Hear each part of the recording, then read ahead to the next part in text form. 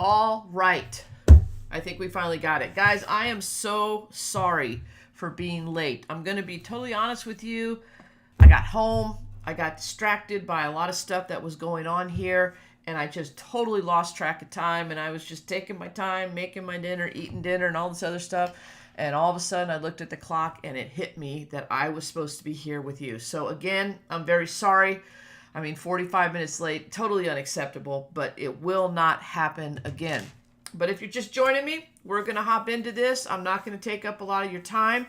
We're going to go through time period 1 to help you get ready for your exam tomorrow. And if you have any questions, you can put them in the chat window.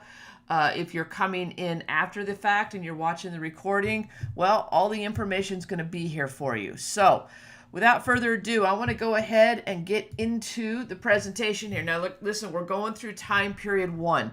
It's a rather short time period, and I'll be honest with you, when we get to, talking about the AP exam and everything like that, time period 1 is 5% of the AP exam, even that. But it's 100% of your exam tomorrow. So when we look at period 1, we're looking at 1491 to 1607. And, we've gone through this the last week and a half. The primary focus of this time period is going to be the Native American societies before Columbus arrived. And then once Columbus arrives, we're going to look at European exploration, specifically the Spanish and the French, and a little bit of the Dutch thrown in. And then we're also going to look at the relationship between the Old World and the New World. I always throw in a couple names you might want to know. Ferdinand and Isabella, the King and Queen of Spain, who are going to finance Columbus's expedition. Of course, Christopher Columbus. And then once Spanish colonization gets started, Bartolomé de las Casas and Juan de Sepúlveda. These are the main characters in this time period. And so if you have a good working knowledge of these folks, you'll be good. So as we go into this, I do this through big ideas. So I share big ideas, and then I just kind of start talking about them and throwing out some information that I think you need to know. And full disclosure here, I got pages of notes that get me through all of these reviews. So I'm just going to be sharing those with you tonight. So we're going to start with big idea number 1. Again, if you have any questions about the unit or anything like that, pop them into the chat, and I'll be happy to answer as many as I can. So, big idea number 1. Native American populations in the Americas were diverse peoples with differing ways of life shaped by the environment in which they lived. We spent several days talking about the Native Americans. It is important to understand that before the Europeans got here, you had hundreds of different Native American nations spread throughout all of the Americas. And we're talking populations 30 to 50 million people.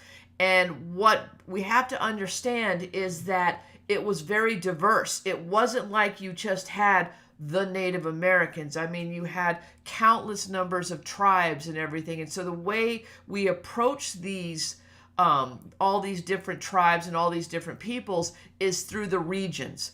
And what we're going to discover is that the Native Americans adapted to the environment in which they lived, and that determined how they lived their life, whether they were sedentary and farmed or whether they were hunters and gatherers and lived a nomadic life. So when you're talking about the Native Americans, what I want you to recognize is the diversity of North America during this time. And you can just see on this map all the numbers of tribes that existed. And while some of them were allied and some of them were similar, you got to think of them, though, as independent nations who had their own goals, who had their own driving forces behind them, and who had their own challenges as well. So when we talk about the Native Americans, again, we want to look at them from a regional standpoint. And that's the easiest way to remember it. And I'll throw out a couple tribal names that you should probably know and just be familiar with.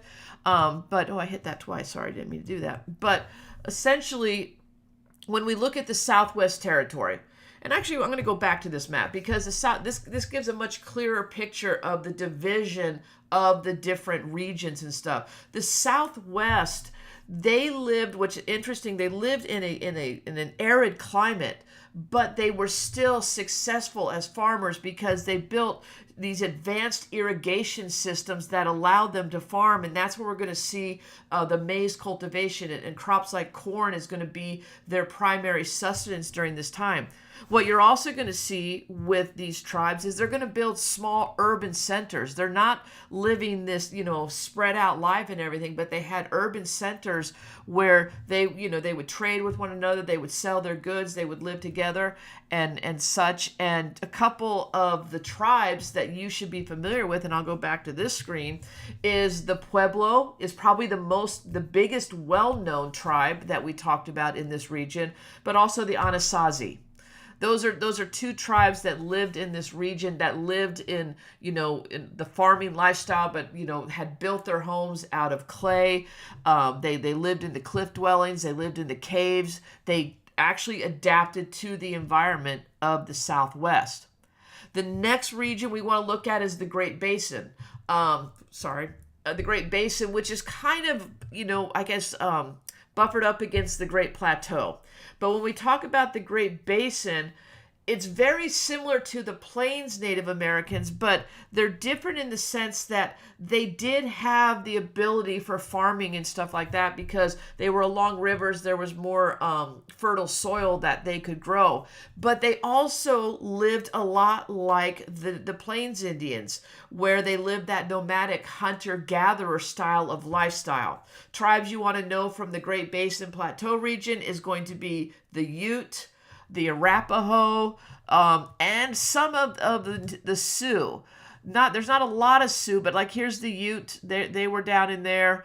Shoshone, that's another one. I mentioned the Shoshone when we were in class. That's the tribe that Sacagawea came from. So those are the tribes you should know from the Great Basin. But then move into the plains. And the Great Plains is typically what we think of when we think of Native Americans, especially as they are portrayed in American culture. All our movies, all our TV shows tend to tell the story of the Native Americans on the Great Plains. These are the folks that did live that nomadic hunter-gatherer lifestyle, that they followed the herds where they went, and their primary source of food was the buffalo, the American bison. Tribes you want to be familiar with here, again, the Arapaho, you can see they kind of just, bookend up against the Great Basin, but also the Comanche, the Sioux, the Cheyenne, the Kiowa. These are probably the most well-known Native American nations in the Great Plains. Moving east, we're going to go to this Northeast Territory, which is also called the Eastern Woodland Territory. And these folks absolutely lived the sedentary lifestyle. They lived in permanent homes. They lived in the long houses because of the vast amount of lumber and timber that was available to them. They lived along the rivers, so you're going to see they're going to live with an abundance of fish. They're going to hunt small game, and they're going to, also farm. You're going to see the three sister farming amongst these tribes. And really the one you need to know is the Iroquois Nation. And you can see that they're up in the northeast corner up here. And the Iroquois Confederacy, they're going to be a combination, or they're a confederacy or an alliance between 5 different tribes: the Mohawks, the Oneidas, the Onondagas, the Cayugas, and the Seneca. You don't necessarily need to remember the 5 tribes of the Iroquois, but you need to understand that the Iroquois Nation was made up, or the Iroquois Confederacy was made up of several tribes as one. They had built this military alliance.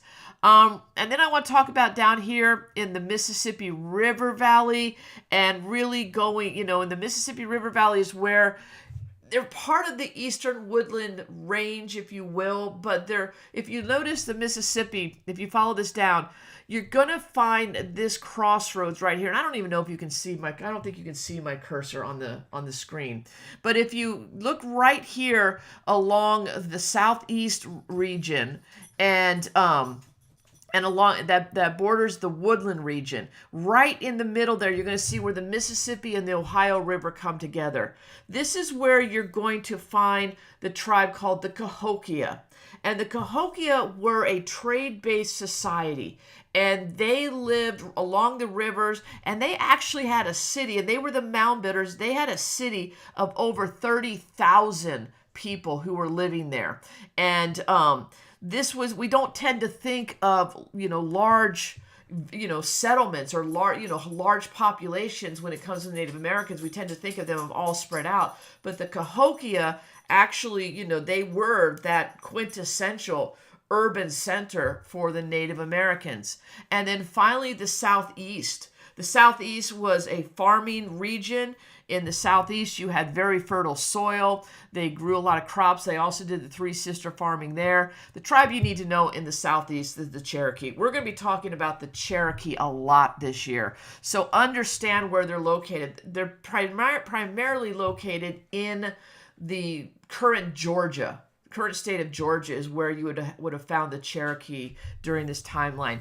There were other confederacies. Yes, you did see other confederacies form during this time, but for our purposes, for this class, you really just need to focus on the Iroquois. That's where I would put all my I can't even think of a good metaphor. I'm going to push all my chips to the middle of the table, and I'm just going to bet on the Iroquois. That's the one you need to know, okay? We're going to see other alliances, that are going to form during this, during the times we study. But for the most part, the Iroquois Confederacy is the quintessential one that you need to know. That's a great question. Okay, so that's an overview of the Native American regions. And like I said, if you know basically the geography of those regions, one or two tribes in those regions, and whether they were sedentary or nomadic, those are the kind of things you need to know going into the test tomorrow. Next one, we're going to go to big idea number 2. And big idea number 2 is when we're getting into European exploration and we're getting into colonization. And what we know is that the Europeans came to the Americas for various reasons. Now, we went all the way back and we talked about how the Crusades, the Renaissance, and other movements are going to spur more and more exploration.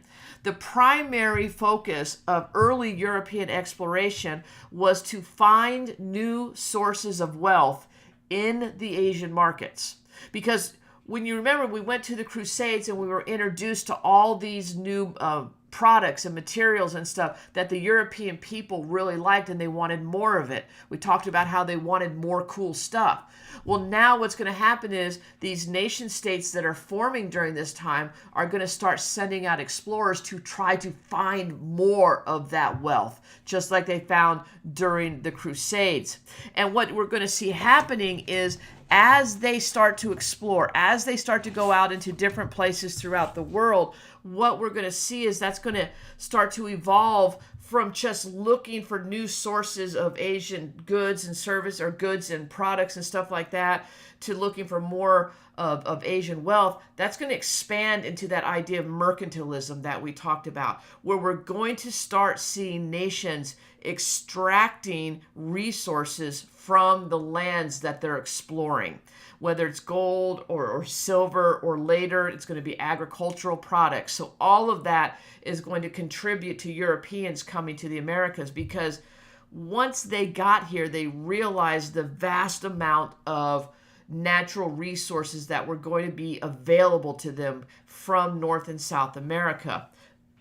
So several different things led to European exploration. There were political reasons, economic reasons, and social reasons that exploration grew the way it did. We talked about the political reasoning behind exploration, and that was due to the development of the nation states, more centralized powers, a centralized government that's going to start taxing, they're going to start trading, they're going to start building their own economy. And so in order to finance that, the exploration and the new colonies are going to start financing these new nation states. Economically, we talked about how, there was an increased demand of goods from China, from Asia, from India, from places like that. And overland trade routes were very difficult due to, once the Ottoman Empire took control and everything, it was very difficult to find overland routes to get those goods into Europe. So exploration was driven by the desire to find a passage directly to Asia without having to go all the way around the continent of Africa. And then you also had social reasons social reasons, which especially is especially tied to the spread of the Christian faith. Following the Protestant Reformation, you're going to see new denominations, new ideologies come out, and each of these states are going to want to start spreading their own ideology and sharing their Christian faith. And like we talked about in class, converting all of those who were non-Christians throughout the world. And so these were the main reasons for exploration. And what made it very easy is during this time we saw this technological revolution, if you will, where all these new technological advances came out, from the caravel ship to the lateen sail to the compass to the astrolabe. All of that is going to make exploration easier. And we're going to find as we go out through this whole course, and even to this day today, technology always drives politics, it always drives economics, it always drives society, because technology is going to make things easier for us and give us more advantages as we go forward.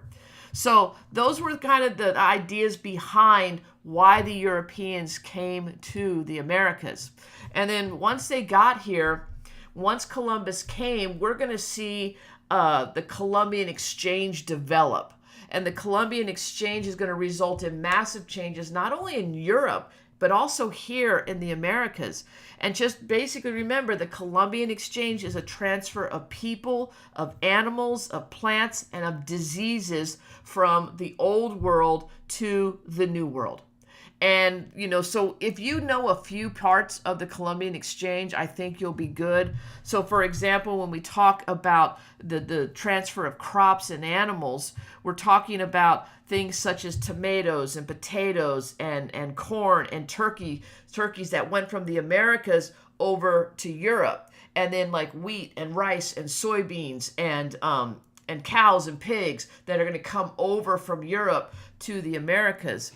Everyone knows, I hope everyone knows the big event, or the big parts of the Columbian Exchange that had the most effect on the Americas, specifically the horse. The introduction of the horse is going to have a huge impact on the Native Americans and the way they live their lives, especially those Native Americans who lived in the Plains region. That's going to make hunting a lot easier. But the introduction of the horse is also going to cause conflict in the Americas, because I talked about in class how there was competition amongst the Native American nations, and they were competing for hunting grounds and they were competing for resources, especially those nomadic tribes. And so the introduction of the horse is going to allow these tribes and these nations to travel further than they've ever been able to before. And that's going to start infringing on other nations' hunting grounds and stuff like that. So while the introduction of the horse to the Native Americans did make their life easier, it also raised some additional problems for them, because now they have conflict with other nations because they're in competition with other nations. And then, of course, the Columbian Exchange, the biggest effect, the most profound effect the Columbian Exchange had was the introduction of diseases, specifically smallpox, in North America. We talked about how the Native Americans absolutely had no immune system to fight off the germs and the microbes that the Europeans introduced to their world. And so, even the slightest cold could turn into, a very, deadly disease. But smallpox is probably the most, the deadliest, disease that affected it, because it spread rapidly through the Native American nations. And I talked about how, over the 150 years from the introduction of European diseases to North America, we're going to see like anywhere from 92 to 94% of all Native Americans die from disease. It was that profound. So make sure you understand that about the Columbian Exchange. Here's a great graphic that shows us the exchange of goods going back and forth. Think about the foods and stuff you eat today. Think about everything that we ingest, the food we have. I mean, our campus has the Ag Academy on our campus. That honestly wouldn't have happened without the Columbian Exchange. So we can trace things all the way back to the early 1500s that we are still benefiting from today. So, I know there's a couple foods on there that I'm quite partial to, and I'm not going to complain, I mean, think about it. Those tomatoes went from the Americas to Europe. Can you imagine pizza today without tomato sauce on it? I mean, I'm just saying, think about that for a second. All right, I'm going to move on because I'm going to get hungry again, and the whole reason I'm late tonight is because I was hungry. All right, let's talk about big idea number 4. Big idea number 4 says the arrival of the Spanish fundamentally changed the social and economic makeup of the Americas. So let's talk about this, but let's talk about the Spanish coming in because they were, during the 1500s, the primary colonizing power that came in. We'll talk briefly about the French and the Dutch, but it's the Spanish who really make up this entire time period. Now, when the Spanish came over, they came over, essentially they started in the Caribbean, they worked their way into Mexico, and then they're going to move north and south into the Americas. Now we're talking about there were already major Native American nations in the regions of Mexico and South America, such as the Aztec, the Maya, and the Inca. The tribe we need to be familiar with here is going to be the Aztec, because the Aztec are going to be conquered by some of these Spanish conquistadors that are going to come into the Mexico region, specifically Hernan Cortez. Remember, I talked about Hernan Cortez during class, and he is the conquistador who essentially, I guess, is responsible for the fall of the Aztec Empire in that he will attack at Tenochtitlan, and in there, which was the capital city where over 200,000 people lived. But before he got there, smallpox had been introduced to the region. And so smallpox had completely weakened the Native American people in Mexico. So when Hernan Cortez came through, it was quite easy for him to conquer the Aztecs and take them down. Now he is just one of many conquistadors that came into North America during the 1500s. And these men were given the political and economic authority over the region in which they were afforded to by the king. They were essentially seen as colonial governors. So they were coming from Spain, and they set up their political system, they set up their economic system, and they had complete control. Now they're coming in. Remember, the idea of exploration, the idea of colonization has always fallen under that idea of the 3 G's. God, glory, and gold. They're coming, they want to convert the Native Americans. That's the religious motivation for the Spanish. But then when we talk about glory and gold, they want to get as much land as they can, but they want to get as much wealth as they possibly can too. And so these conquistadors are coming with one motive, specific, and that's to make as much money as they can, to extract as many resources as they can from North America, send those back to Spain, and essentially build wealth that way. They need labor systems, though. They're not going to do the work themselves. And even though Spain is sending over families and they're trying to colonize the area, it's not the Spanish who are going to do the work. They see the natives as a ready-made workforce for them, and that's going to be the beginning of the encomienda system. The encomienda system was essentially using forced native labor in order to work in the mines and to work on the plantations and to work in the ranches. Now, we started in the encomienda system with using Native Americans, but as I've said over and over again, disease completely decimated the Native American tribes, specifically in the Southwest at this point. So another labor force is going to be needed. And that is when the Spanish are going to start importing African slaves. The African slave trade was already in existence. The Portuguese had introduced African slaves to Europe. The slave trade actually had already existed in Africa. And now what we're looking at is we need more labor here in North America. And so with that, we're going to have to find a new labor source, and that's going to be the African slaves. And I had a question here: would the Reconquista relate to the political desire of exploration? Without a doubt. Once the Reconquista happened, and Spain could now focus on rebuilding their nation, that's when they're going to start. That's going to give them an opening to start exploring, to start building their nation back up from what it was. So that's a great question, and the simple answer is yes, it is. Okay.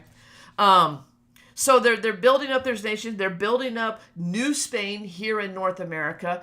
They've started the encomienda system, and remember, the encomienda system originally started. It was supposed to be a quote, joint venture between the Native Americans and the Spanish, because the Spanish said, well, if you work for us, we're going to protect you from your enemies and we'll share the resources and stuff. But it never existed like that. Never did. It was always basically forced labor, slave labor for the Native Americans. And so, keep that in mind. But as is developed, as more Spanish settlers are coming in, as African slaves are then going to be introduced, what we're going to see happening within the societies of these Spanish colonies is we're going to see the formation of a caste system, a casta system. And if you remember correctly, we talked about the different levels on it. At the very top of the caste system is going to be the Peninsulares. These men were native-born Spanish citizens. They were born in Spain and they've come over to North America and they're building a life here. Now, they're going to have children because families are going to be coming over here. Children who are born of Spanish parents in North America were known as Creoles or Criollos. I'm just the Creoles, okay? Beneath that, we saw a brand new race of people develop, and that's the mestizos. That's a mix of Spanish blood and Native American blood. The next level down is going to be the mulattoes. The mulattoes are a mix of European blood and African blood. We have seen that over in Europe already, so that is not specific to the North American colonies. But they're still part of the caste system. And at the very bottom of the caste system, you have the Native Americans and then the African slaves. So this is the development of the Spanish colony, the Spanish society. And what we're going to see as we go forward is we're going to see a semblance of the caste system throughout all of colonial society, not just with the Spanish, but we're going to see it with the English as well when we start talking about them. But the other part of the Spanish goals when they came over to North America was going to be to convert the Native Americans. And the system they had in place to try to convert the Native Americans is known as the mission system. Missions were built throughout Spanish colonial areas, and that would become the center of the Spanish society. And what we started to see was there was almost an incentive for the priests and the conquistadors to convert the Native Americans. So it was an incentivized system to get as many converts as you can. And then, there was also the forced conversion. If you're not going to convert because we ask you to, you're going to convert because we're going to make you. Because that's what we're here for. And as long as we're here to convert you, by gosh, you're going to convert. And so Native Americans were being forced into the Catholic religion, and their religion was being taken away from them. It was being suppressed. And we talked about that when we talked about the Pueblo Revolt. But not everybody saw this system, this encomienda system, or this forced conversion system as positive. And this is where we get to Bartolomé de las Casas. De las Casas was a Dominican priest who basically supported the end of the subjugation of Native Americans. He believed that if we tried to force Native Americans to become Catholic, that wouldn't be a true conversion. I mean, go figure. You can't force someone to change their beliefs. And so De las Casas is going to start, hounding the nobility. He's going to start petitioning the king to bring the encomienda system to an end. And in 1542, they did pass a series of laws. And I mean, the great name for them, they called them the New Laws of 1542.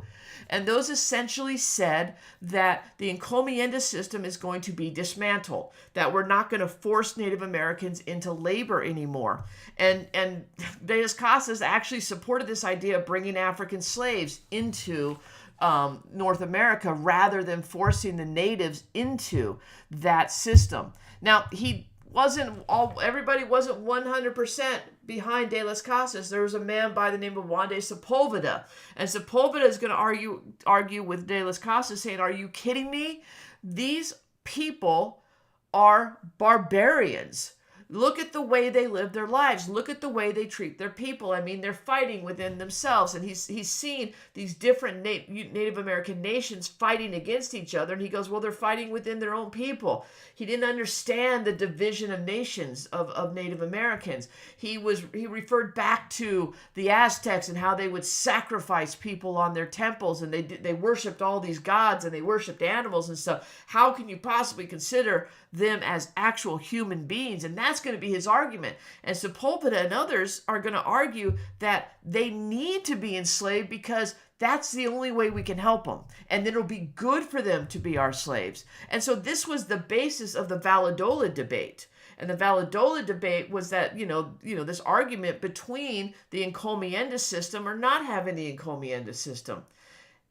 It didn't really do much to change anything. I mean, the new laws of 1542 were probably relaxed a little bit, but the encomienda system actually was pretty much dying out already. And I mean, not only just figuratively, but literally as well, because so many Native Americans had died from disease. So the encomienda system was very difficult to maintain just for sheer numbers alone.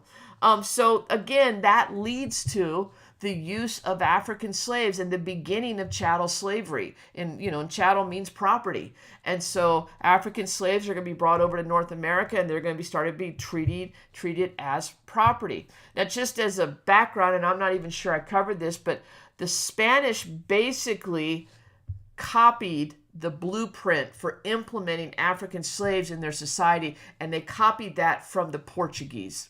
If you remember correctly, I mentioned in class that it was the Portuguese who opened up Europe to African slavery. It was Prince Henry the Navigator who was going to bring the first African slaves into Europe. And so Spain is going to see that, and Spain is going to basically duplicate that slave system in the New World, in New Spain. So there was a lot of benefits for the Spanish as far as using African slaves, because we talked about not only was disease reducing the numbers of the encomienda system, so was escapes. It was very easy for Native Americans to escape from slavery because they could disappear into the wilderness. They could disappear into other tribes and stuff. Africans could not do that.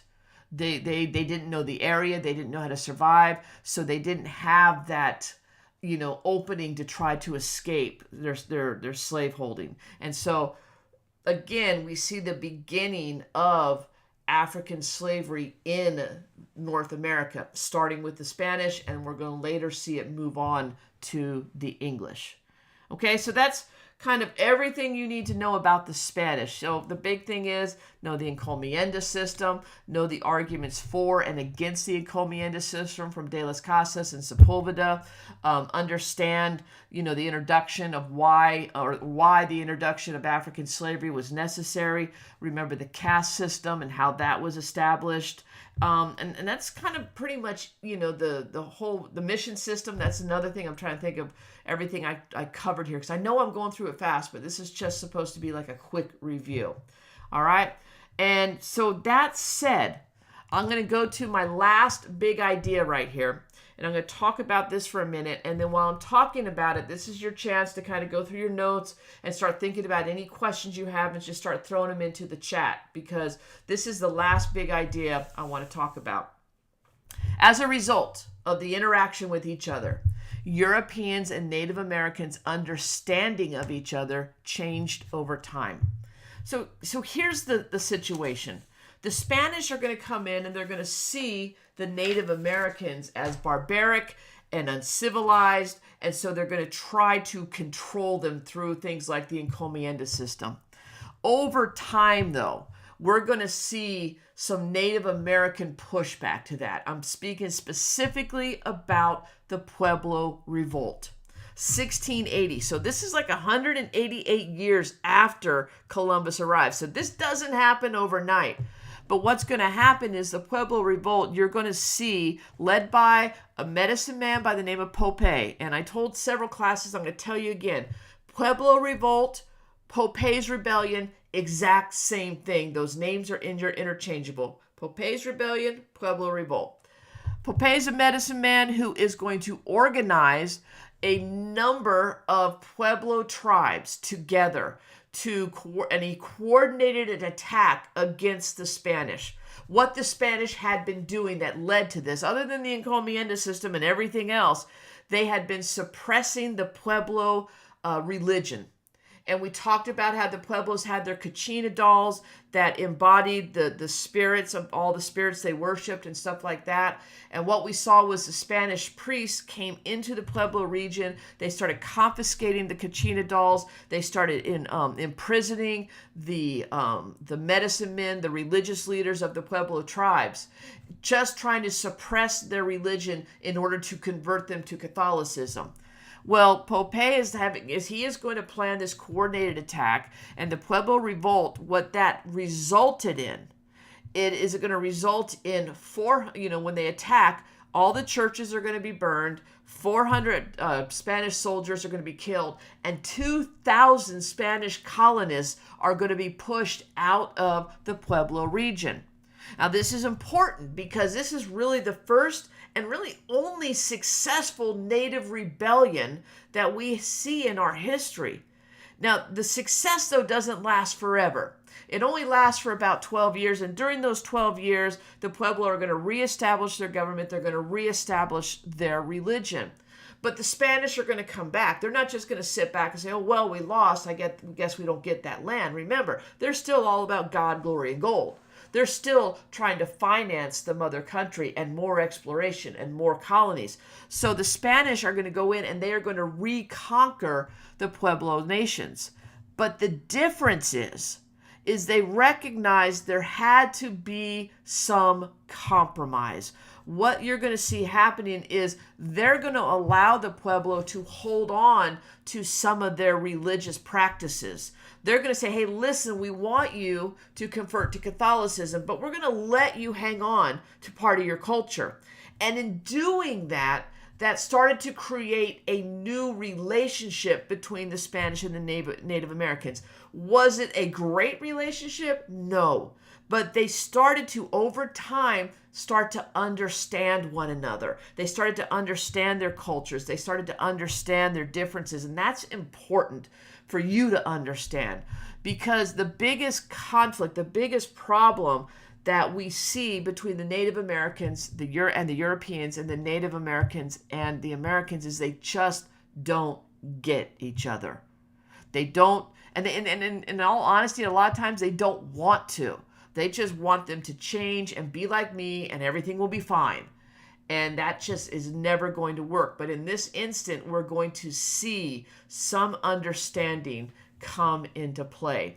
Now, I don't have a slide to share with you on this, but we also talked about the French and the Dutch coming in, and they too were coming in for God, glory, and gold. And the difference, though, is when the French came in, it was never about controlling the Native Americans. It was always about realizing that the Native Americans had value and they were going to be very helpful to the French in the fur trade. The French are also not going to have such a major blueprint on Native American lands because they're not building big settlements. Their primary settlements were centered around trading posts because they're all about the fur trade.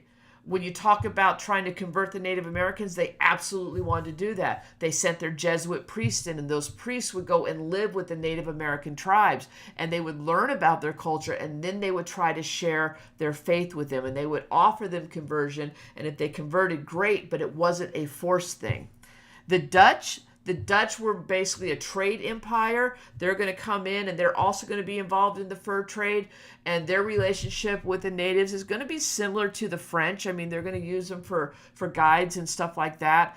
But the Dutch, they were about the money. They were about trade. They wanted to build a trade monopoly in North America because that's what they were trying to do throughout the world. And of course, they had the Dutch East India Company that they had already set up that was already taking goods from Asia to all parts of the world. And so they just wanted to take advantage of all the resources here in North America as well. So the Dutch and the French, much different approach than the Spanish, all three looking for God, glory, and gold. But for the French, the wealth came from the fur.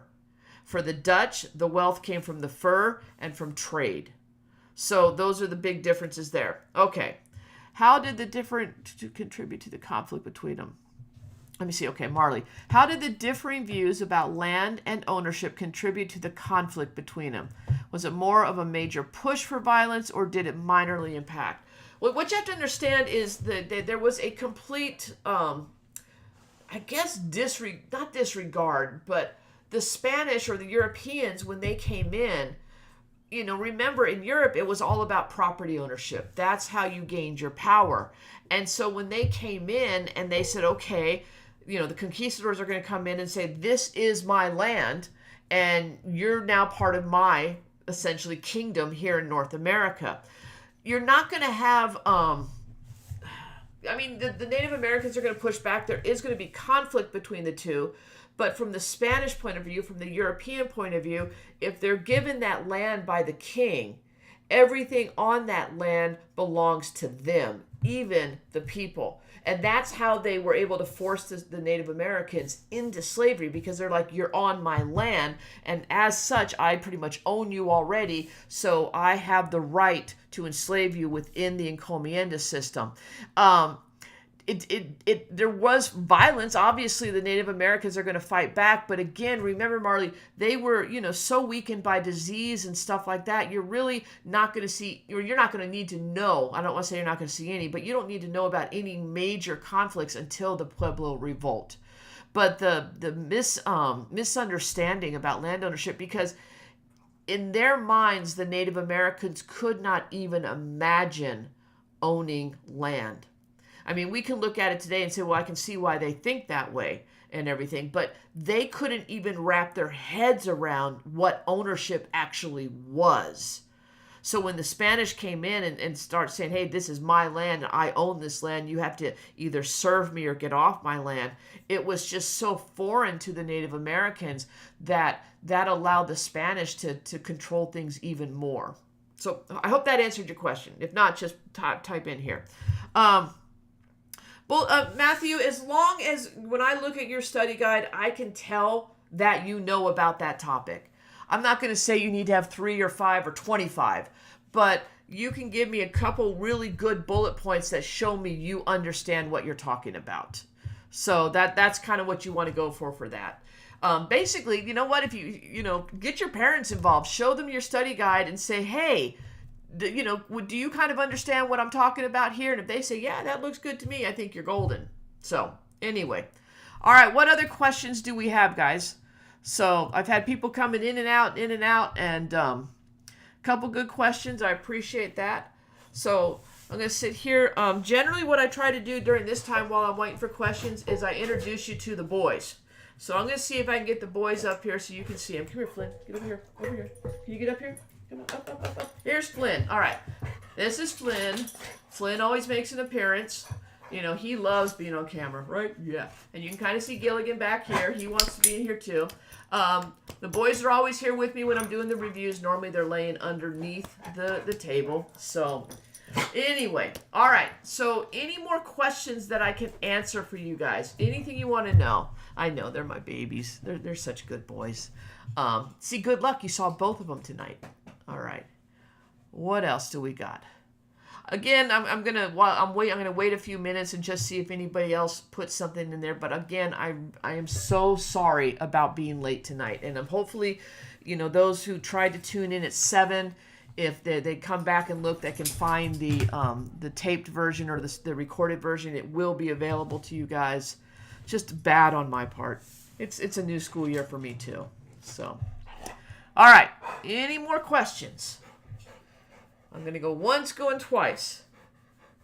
And there's a little bit of lag. That's the other thing you'll learn is there's usually about a 30-second lag between me talking and you actually hearing me. So, any important information you should know about the laws of 1542.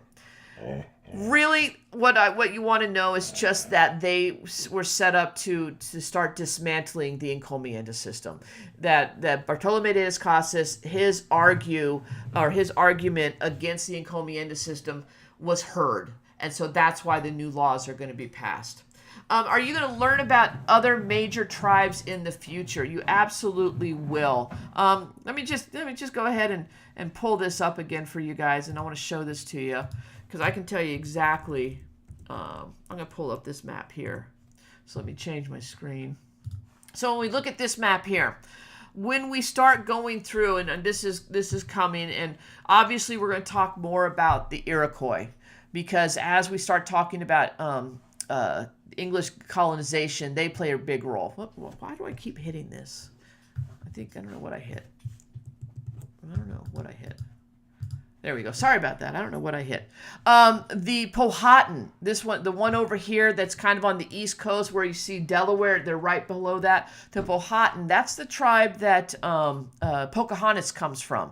And they play a big role with Jamestown and John Smith and John Rolfe and all that. When we go further into the year, we'll start talking about the Cherokee. The Cherokee actually have a Supreme Court case named after them. And then as the further west we go, we'll probably talk mostly about the Sioux. And when we learn about them, I should be honest with you, we're not going to go dive deep into Native American history or anything like that. We'll talk about these tribes, but the way we're going to look at them is more from the standpoint of the effect American expansion had on those tribes. And so, I would love to dive deep into, Native American tribes. When I was getting my undergrad, when I was going to the University of Wyoming, I would say half of my American history classes were about, not half, maybe a third of them were about Native Americans. And I love studying them. And, there's actually a new AP course on Native American history that I would love to teach someday, but that's a couple years down the road. But we will be talking about other tribes as we go through this course. So, okay? All right, guys. Wait, good. Do we need to remember the specific dates of the Pueblo debate or the Valladolid debate? You don't need to remember the specific dates. If you can, that is helpful. What you need to remember when it comes to dates is really what I want you to start first with is start focusing on what major events happened in what time period. Now, the Pueblo Revolt is a little bit different because we learn about the Pueblo Revolt in time period 1. And we know that time period 1 goes from 1491 to 1607, but the Pueblo Revolt's in 1680. That's kind of unfair because technically that's in time period 2, but we learn about it because it deals with the Spanish. What you're going to find as we go forward, and as far as the Valladolid debates and the new laws of 1542, no, you don't need to know those exact years. Just know that they happened during time period 1. As we start progressing through these units, you are going to have to start remembering more and more events for each time period. And so just so you guys, because you guys are here, I'll just share with you the way I do it, is we start with major time periods. So we start with time period 2, and these are the events that happen in time period 2. As we move into time period 3, instead of looking at a big time period, what we're really going to start doing is looking at events per decade. And so we're going to, try to, remember, 3 or 4 events per decade. Now, it sounds overwhelming. I get that. But as we learn it, it comes across much easier. And we're going to work on that a lot more this year than I have in the past, because I mentioned that chronology is a difficult topic or a difficult skill for a lot of my students. At the end of the year, we'll start looking not by decade, but we'll look at it another way. We'll start looking at events by president. And so the goal is to not memorize dates, but memorize periods throughout history. And that's what we'll work on throughout the year. All right, here's a question. Glasses. Try to remember some of the diseases that wiped out the natives, or would it be okay to put them under the blanket statement of diseases? Well, the good thing, Alistair, is you're not going to be writing tomorrow. So diseases is a great umbrella. Honestly, if you know smallpox, I think that's the one you need to know. Smallpox is going to be a continual problem for the Native Americans through the next several time periods. So that's the one. If you want to remember one, that's the one to remember. I didn't show it to you in class, but there's an actual picture of the effect of the Columbian Exchange. And shush. And I'm sure you've seen this picture, and I don't think it's in the book. I know it's not in the book. Otherwise, I would show it to you. I don't know. Well, I'm going to try to search it and try to pull it up for you. I don't know if I can. It's a picture of, it looks like a cartoon, and it shows a lot of people laying on their bed, and they have spots all over them, and that's showing the effect of disease on the Native Americans. And the picture is of people with smallpox. So that's the one you need to know. Okay? I'm going to see if I can find it, see if I can pull it up for you. But while I'm doing that, if you guys have any other questions, you can go ahead and put them in the chat. Let's see. I'm looking. Of course, I can't find it.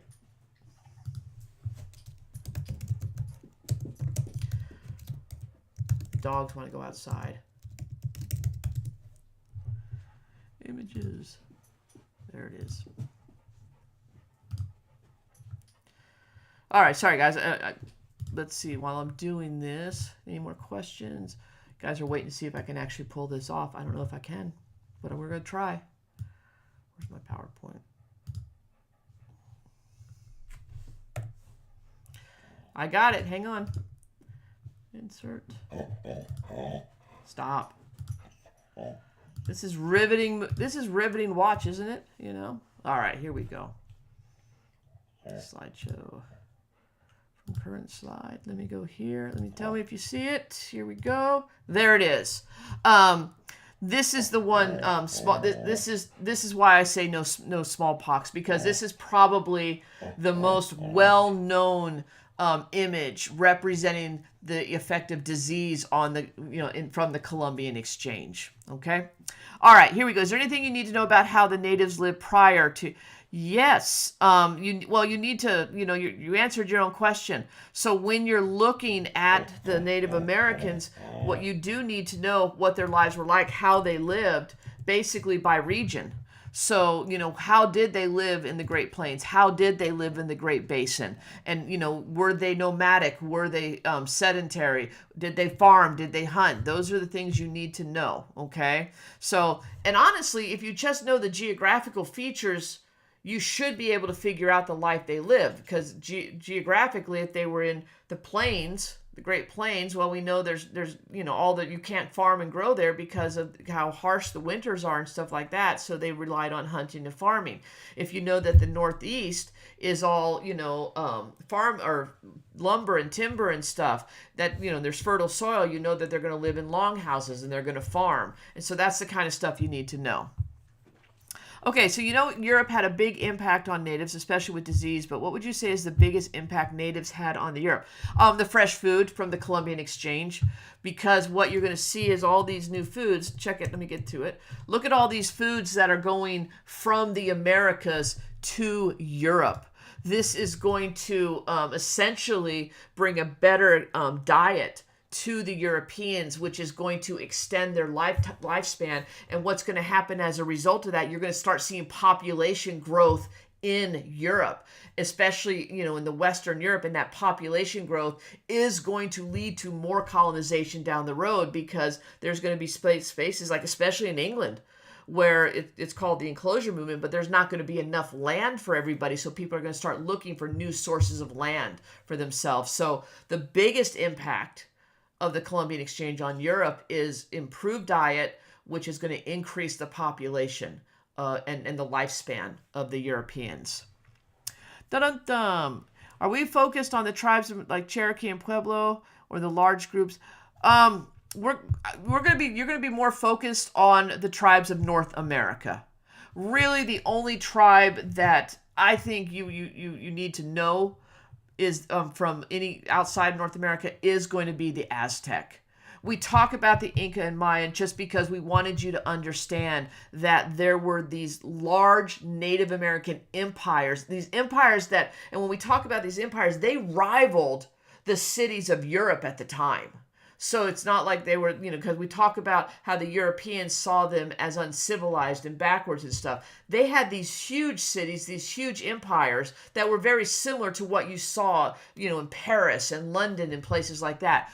But for our class, the Aztecs are really the only one you need to know, and then start focusing on the North American tribes that we talked about. There was disease that went over to the old world. Syphilis is probably the main disease, but it didn't have the effect on Europe that diseases coming from Europe to North America had.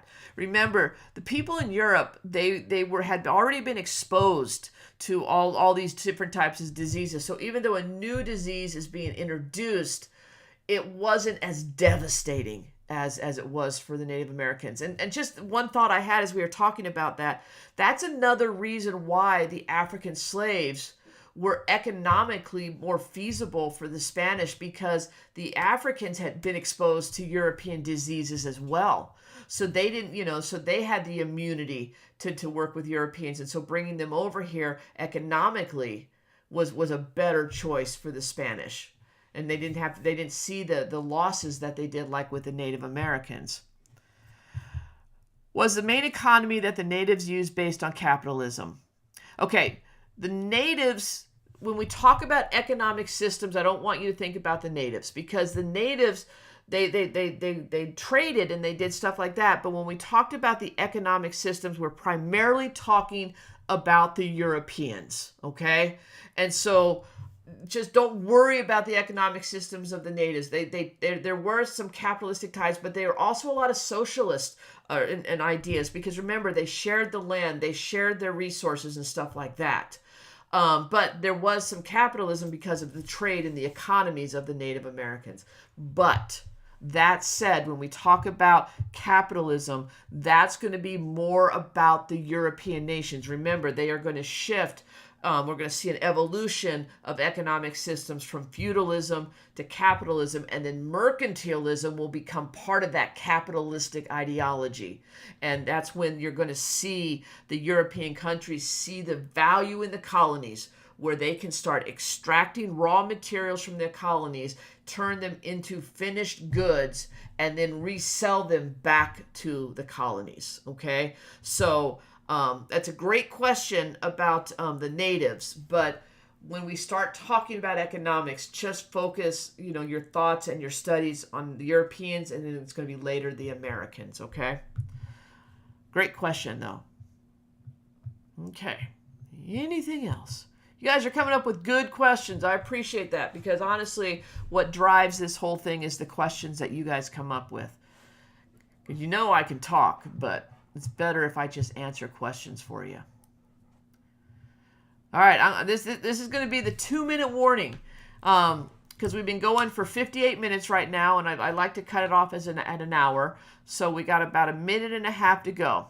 Both the encomienda system and the asiento system were backed by the church. Yes, it was, because remember, the Pope had said that that converting the Native Americans was reason enough for the encomienda system to work. Now, the asiento system was more of an economic system, but I could see the church backing that for the same reasons. As long as conversion is happening, as long as we are sharing our faith, then, then it's okay. But more so, when the encomienda system was absolutely backed by the Pope. So, another good question. All right, anything else? So while I'm waiting this last minute, I'll just remind you that our test tomorrow is going to be 20 stimulus-based multiple choice questions. The structure is just like what you saw in the progress check we did today in class. If you haven't gotten that done, you might want to go work on that this evening, because that's going to give you a solid foundation of what to expect on the exam tomorrow. Make sure you show up with your Chromebooks charged. Make sure that review is done. Remember, the review has to be done when you come into class, or you won't be given the opportunity for corrections. And someone asked earlier, how many bullet points do we need for each answer? Just enough to show me that you understand what it is, okay? Use your readings, use your notes, use what you have to get that done, okay? All right, we just crossed over. We're about to an hour and a minute now. I'm not seeing any other questions come through. I appreciate you guys taking your time this evening to check in. Hopefully this helped you.